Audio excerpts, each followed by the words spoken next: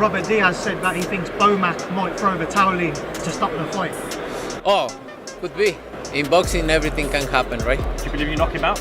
Yeah, why not? Crawford and Canelo just landed at the Grand Arrivals in Las Vegas.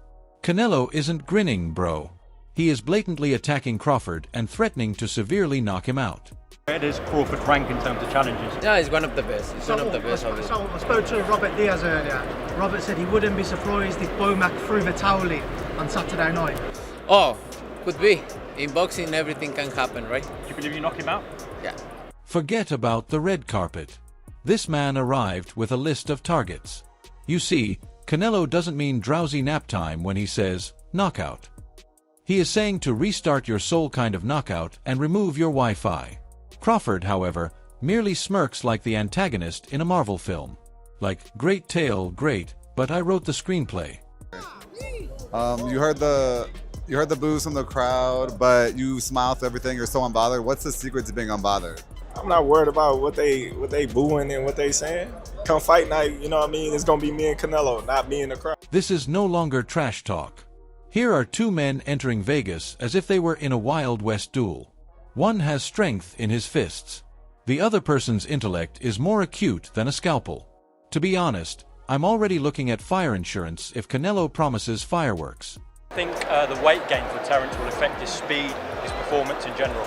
I don't know. We need to wait to Saturday, September 13, right? What do you think of this picture? He looks good, but I like it because, you know, it's when you realize it's going to be... Canelo is flexing like he's Thanos with the Infinity Stones while discussing knockouts at the Grand Arrivals. However, Bud is as chilly as ice. At question 168, reporters attempt to rattle him with that chin. Crawford essentially tells them, yeah, I have been harmed. So what? He has also been harmed. Hey, listen, I ain't never been down yet, you know, so hey, they can question it all they want. Have I been hurt? Yes, I have. Have he been hurt? Yes, he has.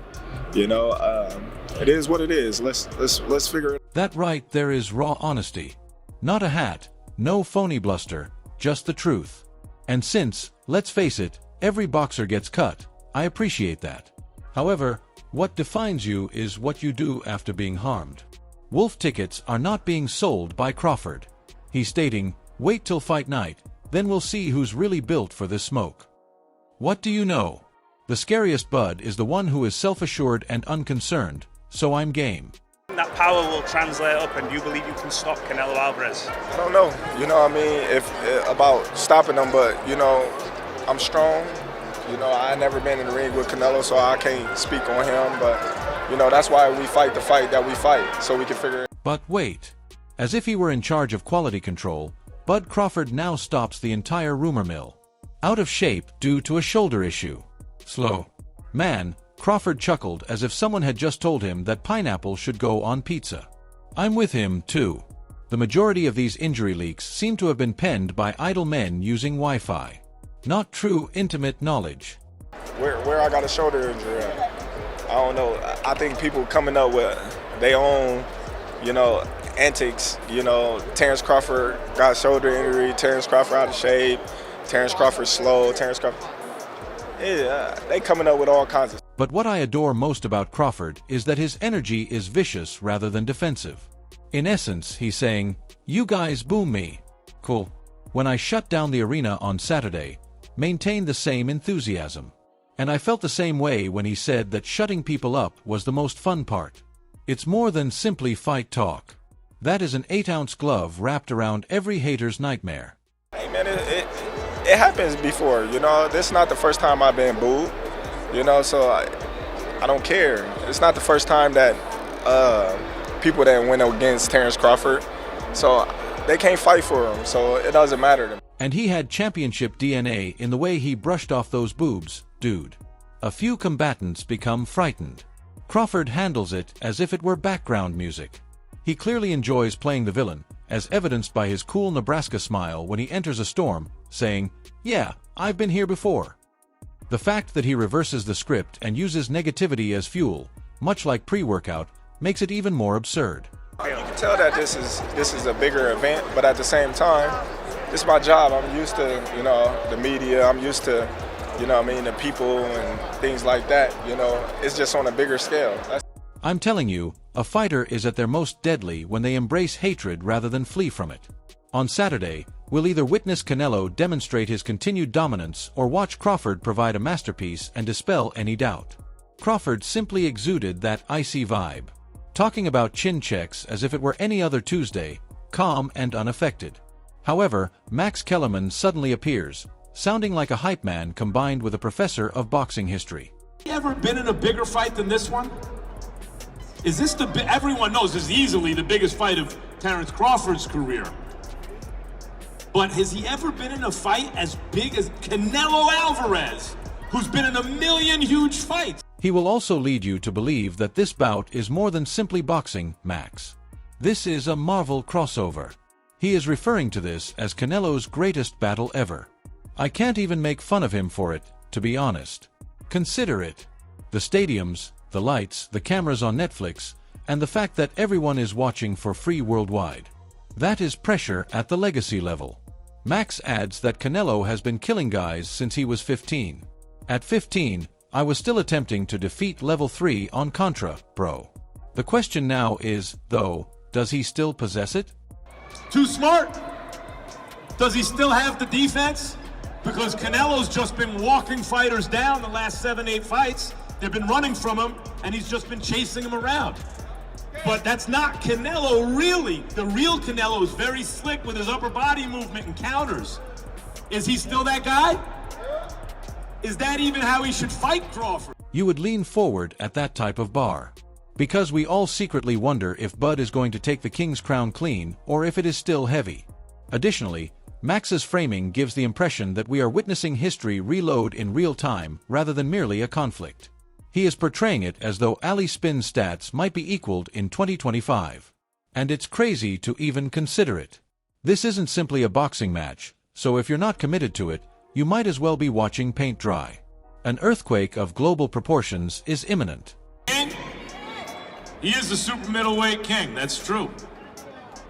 He's also the box office king.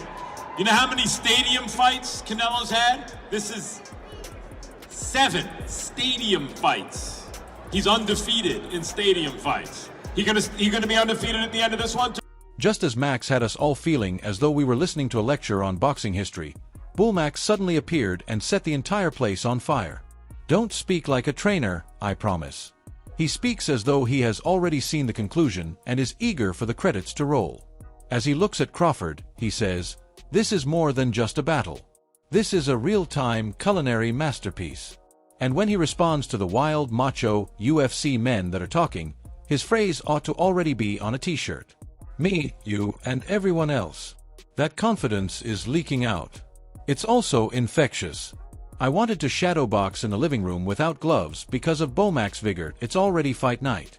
Countless of hours just talking to the coaches. Coaches just going over everything.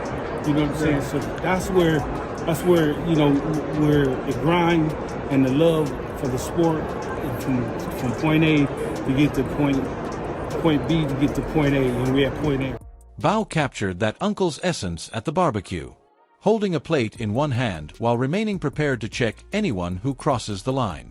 He isn't trying to sell Crawford like a salesman. He's challenging everyone. Canelo UFC guys use random keyboard fighters to test their theories. The most outrageous part is that he says it without hesitation, as if he had already cashed the check and seen the video twice. That isn't conceit. That is simply conviction. The kind that leaves you thinking, damn, maybe Bud is actually going to rewrite the entire script on Saturday night. You feel like your job in the corner is going to be even more critical in this fight? You know, my job in the corner is to make sure Terence get through this fight with a superb, top of the line performance. Whatever adjustments we have to make along the way, along the rounds. Rolly Romero suddenly appears like the guy at the barbecue who claims he's only eating one plate but then takes home leftovers, right after BMAC revealed that hard-hitting fact. Although my partner claims to be favoring Canelo, he really hopes Crawford prevails. It would be equivalent to placing a wager on Coke while consuming Pepsi sparingly. Rolly, you can't fool us. Instead of chewing on that Outback special, You want Bud to stun everyone so you can enjoy that 5-star steak. We all want to see Canelo put to the test, not just run laps around guys while David Benavidez is still waiting like the boogeyman at 168, so I respect that. What if Crawford gets hit and gets knocked out cold, bro? Like, bro, it's a different kind of damage done when you're fighting a bigger dude, you know? And I'm not saying that that's going to happen specifically or any of that stuff. I'm just saying, like, bro, who's the one taking the risk? Right. This is when things get wild. Rolly isn't sugarcoating it at all. He immediately draws attention to the obvious problem. Why does Canelo consistently ignore Ben's? To be honest, he is correct. You can use the business side, large money fights, or legacy talk to spice it up. Fans aren't blind though. The pattern is evident. Rolly simply stated what many of us have been shouting at the screen for years. The funniest thing is that he is still picking Canelo to win while clowning him. Like turning up for work on Monday despite disparaging your boss. That's the essence of Rolly. Audacious, erratic, and subtly logical when you least expect it. With this is, who's taking the risk? Crawford. Why is Canelo not fighting David Benavidez? No, ask yourself that. Why is he fighting a 147, 154 pounder that was at 135? And he's not fighting David Benavidez. And that's what makes this whole thing so lovely, family. Everyone has a choice. Everyone has a different perspective. However, none of the conversation matters when that bell sounds. It's Bud's intelligence and cool-headedness versus Canelo's size and experience. There are no quick routes or excuses, just the plain reality in the ring. And I'd want to hear your thoughts. Does Canelo remind everyone why he is the face of boxing, or does Bud surprise the world? Leave your thoughts in the comments section. Let's have a heated discussion. Additionally, remember to like, and subscribe to Boxing Headquarters because we consistently provide the smoke.